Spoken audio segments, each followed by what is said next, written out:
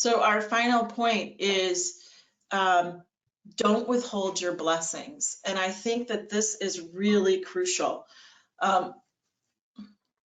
Affirmation is sometimes worth more than gold. So a personal story, my dad was a college prof. He spent a lot of time bragging to his friends about my accomplishments, but very rarely told me how proud he was. And I'd be out with his friends and, oh, your dad told me the story and he was, so proud of you. And I would look at them and go, really? Now, my dad believed that the way to push someone was to really show them where they needed to improve. Like his theory was when you do an employee review, you never give like all 5 stars, you always give 3.5 because you want that person to know they still have room for improvement. Nobody's ever perfect.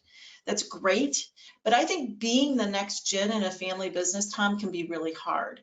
And the reason is some people believe that if you're a family member, they're so afraid of looking like you're getting a leg up, they actually make it harder on their family members. They want everybody else to know that they're not giving their family special privilege to the point where they're actually hindering the growth of their special privilege of being a family member. Have you seen that?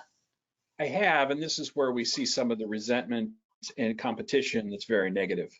One of the things that I see a lot is that the now generation doesn't know how to express affection, and they don't want to be seen as being too soft on the next gen in the business setting. And just like you said, the pendulum swings too far the other way. Eventually, the next gen starts to feel abused, sidelined, unappreciated, harassed. And that can lead to really significant conflict, not just in the business, but you got families that don't even get together anymore because of this. And so that's really fixable. I mean, once you understand what's going on and you get a family together, to who's willing to reconcile, and you and I each have done some work with families to try to bring them back together.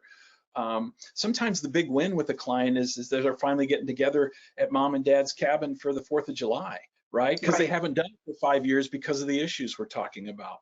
This notion of the blessing, you can find that in ancient literature. This is not a touchy-feely thing. This is real. And you need to hear from the previous generation that they believe you can do it. And it doesn't hurt at all if the next generation is saying to the leading generation, thank you. We stand on your shoulders. We're grateful for the contribution that you've made to our future as well. And that doesn't cost a lot.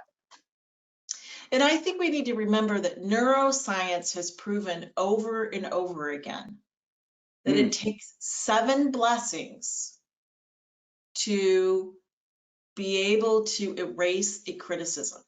Yes. So if you start with talking to your kids about, hey, you did this wrong, remember, it takes 7 things that you're saying that they did right for them to believe in themselves.